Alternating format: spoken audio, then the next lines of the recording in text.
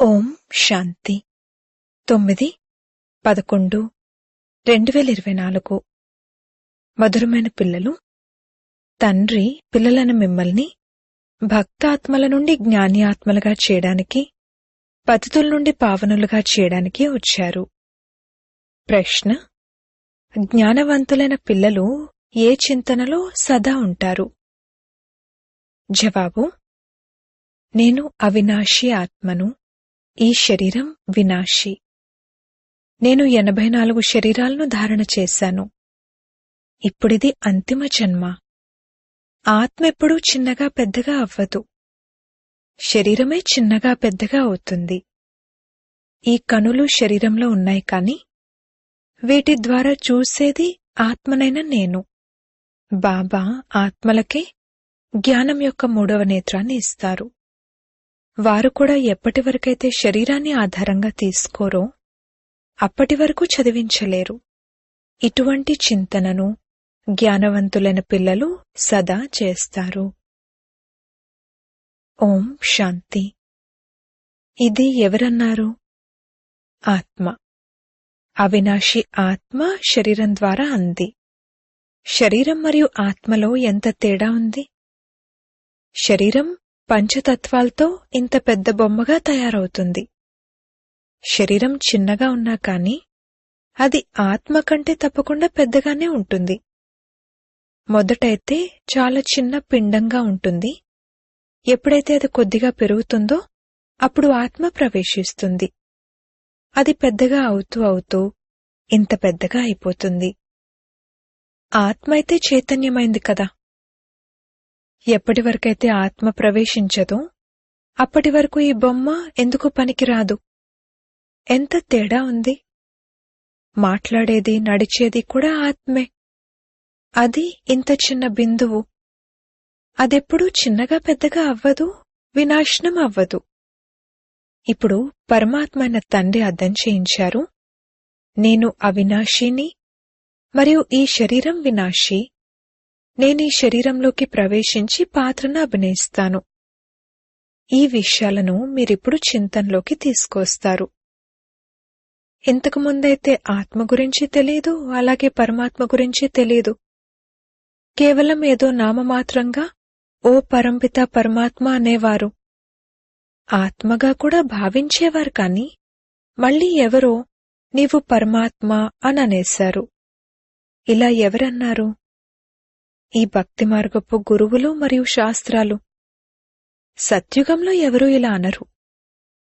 ఇప్పుడు తండ్రి అర్థం చేయించారు, మీరు నా పిల్లలు.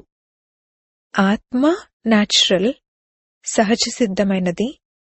శరీరం అన్యాచురల్, కృత్రిమమైనది, మట్టితో తయారు చేయబడ్డది. ఆత్మున్నప్పుడు మాట్లాడుతుంది, నడుస్తుంది. ఆత్మలైన మనకు తండ్రి వచ్చి అర్థం చేయిస్తారని ఇప్పుడు పిల్లలైన మీకు తెలుసు. నిరాకారుడైన శివ్ బాబా ఈ సంగమయుగంలోనే ఈ శరీరం ద్వారా వచ్చి వినిపిస్తారు. ఈ కనులైతే శరీరంలోనే ఉంటాయి. ఇప్పుడు తండ్రి జ్ఞానచక్షువులు ఇస్తారు. ఆత్మలో జ్ఞానం లేకపోతే అజ్ఞాన చక్షువులు ఉన్నట్లు. తండ్రి వచ్చినప్పుడు ఆత్మకు జ్ఞానచక్షువులు లభిస్తాయి. ఆత్మే అన్నీ చేస్తుంది. ఆత్మ శరీరం ద్వారా కర్మలు చేస్తుంది. తండ్రి ఈ శరీరాన్ని ధారణ చేశారు అని ఇప్పుడు మీరు అర్థం చేసుకున్నారు.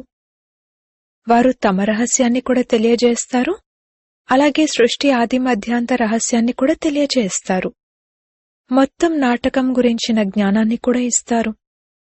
ఇంతకుముందు మీకేమీ తెలీదు. ఇది తప్పకుండా నాటకమే. సృష్టి చక్రం తిరుగుతుంది, కాని ఎలా తిరుగుతుంది ఇదెవరికీ తెలీదు. రచయిత మరియు రచనల ఆది మధ్యాంత జ్ఞానం ఇప్పుడు మీకు లభిస్తుంది. మిగిలిందంతా భక్తియే. తండ్రే వచ్చి మిమ్మల్ని జ్ఞాని ఆత్మలుగా తయారు చేస్తారు. ఇంతకుముందు మీరు భక్తాత్మలుగా ఉండేవారు. ఆత్మైన నీవు భక్తి చేసేవాడవు. ఇప్పుడు ఆత్మైన నీవు జ్ఞానాన్ని వింటున్నావు. భక్తిని అంధకారం అంటారు. భక్తి ద్వారా భగవంతుడు లభిస్తారు అని అనరు. తండ్రి అర్థం చేయించారు, భక్తి యొక్క పాత్ర కూడా ఉంది, జ్ఞానం యొక్క పాత్ర కూడా ఉంది. మనం భక్తి చేసేటప్పుడు ఎటువంటి సుఖము ఉండేది కాదని మీకు తెలుసు. భక్తి చేస్తూ ఎదురుదెబ్బలు తింటూ ఉండేవారము, తండ్రిని వెతుకుతూ ఉండేవారము. ఇప్పుడు అర్థం చేసుకున్నారు, యజ్ఞ తప దాన పుణ్యాదులు మొదలైనవి ఏవైతే చేస్తారో అక్కడ వెతుకుతూ వెతుకుతూ ఎదురుదెబ్బలు తింటూ తింటూ విసిగిపోతారు, తమో ప్రధానంగా అయిపోతారు. ఎందుకంటే కిందకు పడడమే అవుతుంది కదా. అసత్యమైన పనులు చేస్తూ చీచీగా అవుతూ ఉంటారు. పతితులుగా కూడా అయిపోయారు. పావనులుగా అయ్యేందుకు భక్తి చేసేవారని కాదు.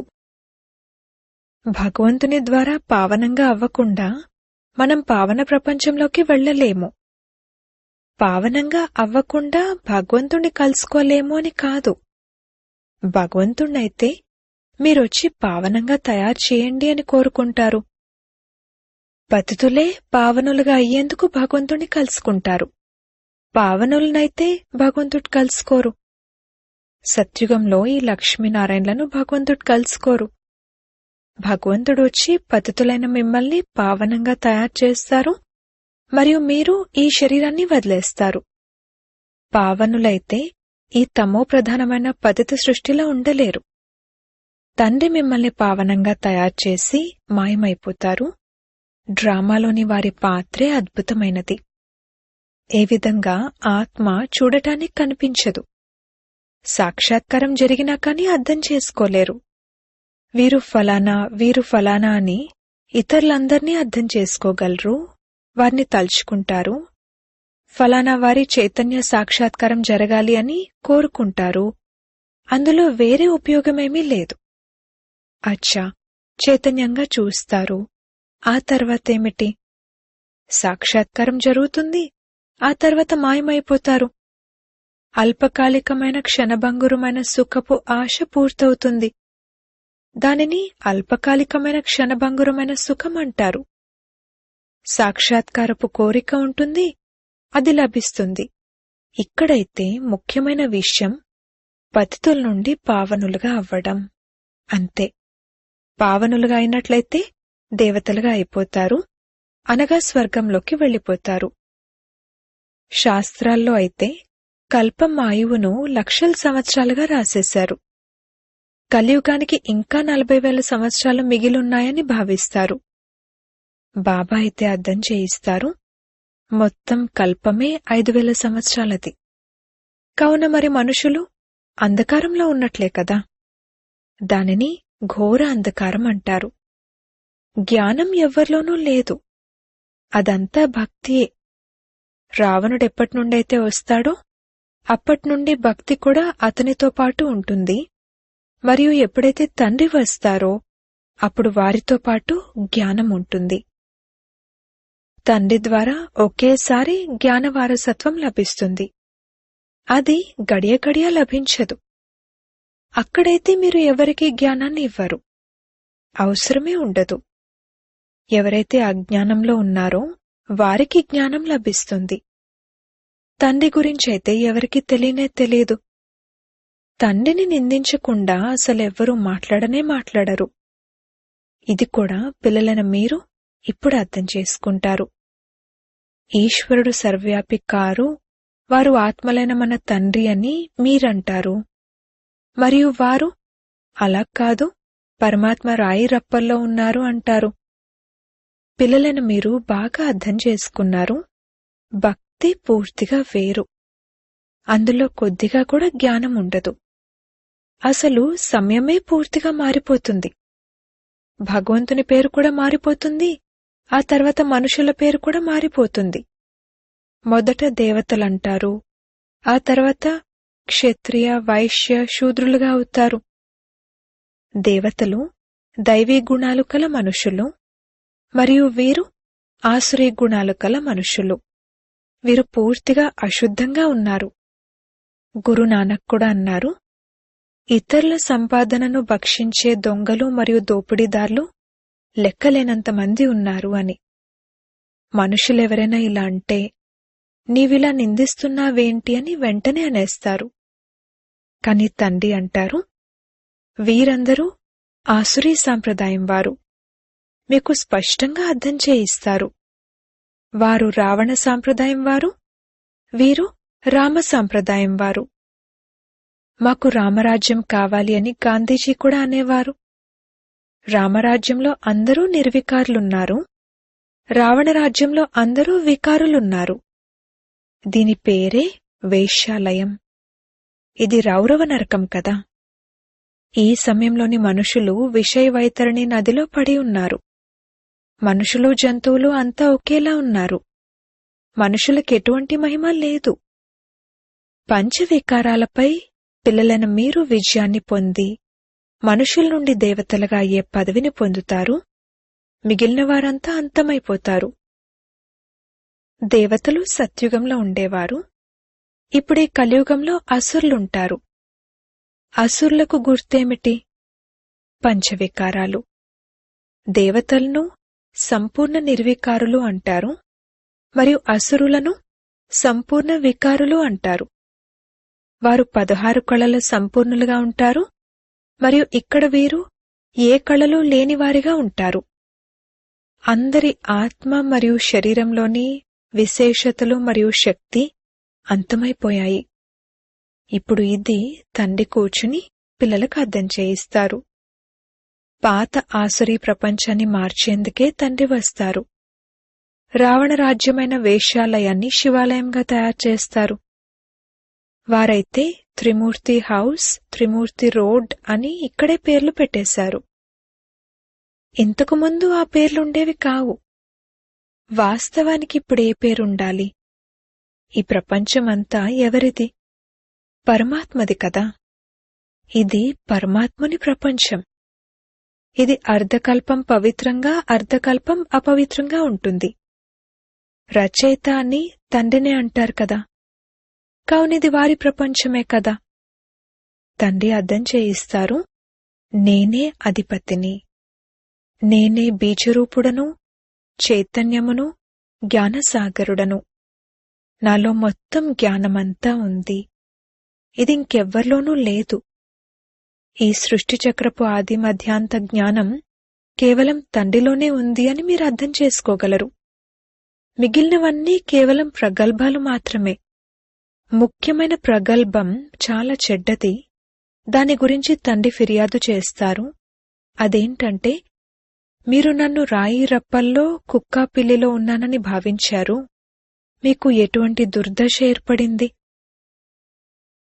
కొత్త ప్రపంచపు మనుషులకు మరియు పాత ప్రపంచపు మనుషులకు రాత్రికి పగలకు ఉన్నంత తేడా ఉంది. అర్ధకల్పం నుండి మొదలుకొని అపవిత్ర మనుషులు పవిత్ర దేవతలకు నమస్కరిస్తారు. మొట్టమొదట శివబాబా పూజ జరుగుతుందని కూడా పిల్లలకు అర్థం చేయించడం జరిగింది.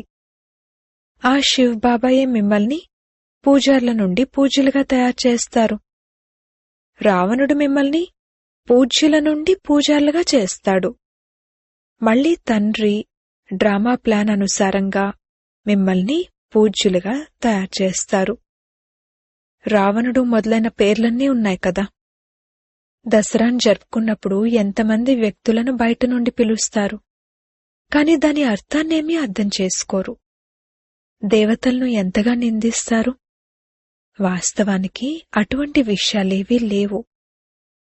ఈశ్వరుడు నామరూపాలకు అతీతుడు అంటారు, అనగా అతను లేనే లేరు అని.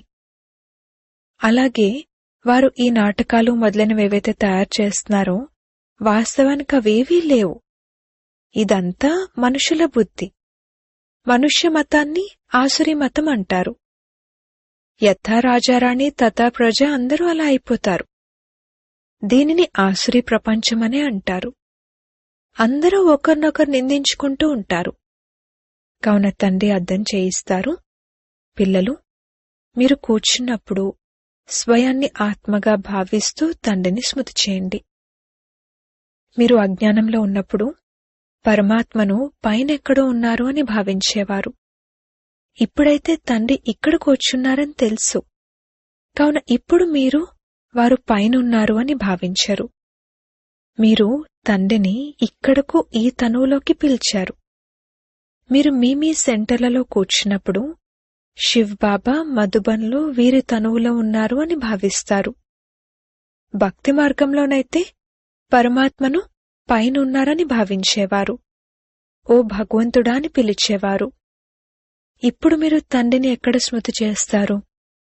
మీరు కూర్చుని ఏం చేస్తారు? వారు బ్రహ్మ తనువులో ఉన్నారని మీకు తెలుసు కావున తప్పకుండా ఇక్కడ స్మృతి చేయవలసి ఉంటుంది. వారు పైనైతే లేరు, ఇప్పుడు ఇక్కడికొచ్చి ఉన్నారు, పురుషోత్తమ సంగమయుగంలో ఉన్నారు. తండ్రి అంటారు, మిమ్మల్ని ఇంత ఉన్నతంగా చేయడానికి నేనిక్కడికొచ్చాను. పిల్లలైన మీరు ఇక్కడ స్మృతి చేస్తారు, భక్తులు పైన స్మృతి చేస్తారు. మీరు విదేశాల్లో ఉన్నా కాని బ్రహ్మ తనువులో శివబాబా ఉన్నారు అనే అంటారు. తనువైతే తప్పకుండా కావాలి కదా. మీరు ఎక్కడ కూర్చుని ఉన్నా తప్పకుండా ఇక్కడే స్మృతి చేస్తారు. బ్రహ్మ తనువులోనే స్మృతి చేయవలసి ఉంటుంది. ఎందరో బుద్ధిహీనులు బ్రహ్మను ఒప్పుకోరు. బాబా ఏమీ బ్రహ్మను స్మృతి చేయకండి అని అనరు. బ్రహ్మ లేకుండా శివబాబా ఎలా గుర్తుకొస్తారు? తండ్రి అంటారు, నేను ఈ తనువులో ఉన్నాను, నన్ను ఈ తనువులో స్మృతి చేయండి అని. అందుకే మీరు తండ్రి మరియు దాదా ఇరువురిని స్మృతి చేస్తారు. బుద్ధిలో ఈ జ్ఞానం ఉంది. ఇతనిలో ఇతని ఆత్మ ఉంది. శివబాబాకైతే తమ శరీరం లేదు. నేను ఈ ప్రకృతి ఆధారాన్ని తీసుకుంటాను అని తండ్రి అన్నారు. తండ్రి కూర్చుని మొత్తం బ్రహ్మాండం మరియు సృష్టి ఆది మధ్యాంతాల రహస్యాన్ని అర్థం చేయిస్తారు. ఇంకెవ్వరికీ బ్రహ్మాండం గురించి తెలియనే తెలియదు. నేను మరియు పిల్లలైన మీరు ఉండే స్థానం బ్రహ్మాండం. సుప్రీం తండ్రి మరియు నాన్ సుప్రీం ఆత్మలు ఉండే ఆ బ్రహ్మలోకం శాంతిధామం. శాంతిధామం చాలా మధురమైన పేరు. ఈ విషయాలన్నీ మీ బుద్ధిలో ఉన్నాయి. మనం వాస్తవానికి బ్రహ్మ మహతత్వపు నివాసులము. దానిని నిర్వాణధామం, వానప్రస్థం అంటారు. ఈ విషయాలు ఇప్పుడు మీ బుద్ధిలో ఉన్నాయి. భక్తి ఉన్నప్పుడు జ్ఞానమన్న మాటే ఉండదు. దీనిని పురుషోత్తమ సంగమయుగం అంటారు. ఇప్పుడు పరివర్తన జరుగుతుంది. పాత ప్రపంచంలో అసురులుంటారు, కొత్త ప్రపంచంలో దేవతలుంటారు. కావున దానిని పరివర్తన చేయడానికి తండ్రికి రావాల్సి ఉంటుంది. సత్యుగంలో మీకేమీ తెలియదు. ఇప్పుడు మీరు కలియుగంలో ఉన్నప్పుడు కూడా మీకేమీ తెలియదు. కొత్త ప్రపంచంలో ఉన్నప్పుడు కూడా ఈ పాత ప్రపంచం గురించి ఏమీ తెలీదు. ఇప్పుడు పాత ప్రపంచంలో ఉన్నారు కావున కొత్త ప్రపంచం గురించి ఏమీ తెలీదు. కొత్త ప్రపంచం ఎప్పుడుండేదో తెలీదు. వారైతే లక్షల సంవత్సరాలనేస్తారు. తండ్రి కల్పకల్పము ఈ సంగమయుగంలోనే వస్తారని పిల్లలైన మీకు తెలుసు. వారొచ్చి ఈ వెరైటీ వృక్షం యొక్క రహస్యాన్ని అర్థం చేయిస్తారు. మరియు ఈ చక్రం ఎలా తిరుగుతుందో అది కూడా పిల్లలైన మీకు అర్థం చేయిస్తారు. ఇది అర్థం చేయించడమే మీ వ్యాపారం. ఇప్పుడు ఒక్కొక్కరికి అర్థం చేయించడానికైతే ఎంతో సమయం పడుతుంది. అందుకే ఇప్పుడు మీరు అనేకులకు అర్థం చేయిస్తారు. ఎంతోమంది అర్థం చేసుకుంటారు. ఈ మధురాతి మధురమైన విషయాలను అనేకులకు అర్థం చేయించాలి. మీరు ప్రదర్శని మొదలైన వాటిలో అర్థం చేయిస్తారు కదా. ఇప్పుడు శివ జయంతి సమయంలో ఇంకా ఎంతోమందిని బాగా పిలిచి అర్థం చేయించాలి. ఈ నాటకం యొక్క సమయ పరిధి ఎంత అనేది మీరు యాక్యురేట్గా తెలియజేస్తారు.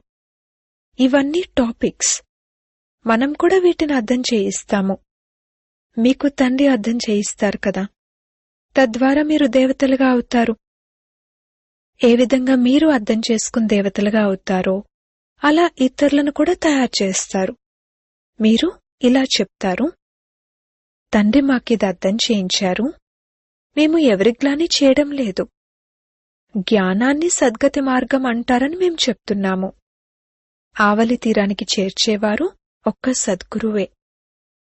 ఇటువంటి ముఖ్యమైన పాయింట్లు తీసుకుని అర్థం చేయించండి. ఈ జ్ఞానమంతటిని ఒక్క తండ్రి తప్ప ఇంకెవ్వరూ ఇవ్వలేరు. అచ్చా, మధురాతి మధురమైన సిక్కిలదే పిల్లలకు మాతా పిత బాప్దాదాల ప్రియ స్మృతులు మరియు గుడ్ మార్నింగ్. ఆత్మిక పిల్లలకు ఆత్మిక తండ్రి నమస్తే. ధారణ కొరకు ముఖ్య సారము. మొదటి పాయింట్, పూజార్ల నుండి పూజ్యులుగా అయ్యేందుకు సంపూర్ణ నిర్వీకారులుగా అవ్వాలి. జ్ఞానవంతులుగా అయి స్వయాన్ని స్వయమే పరివర్తన చేసుకోవాలి.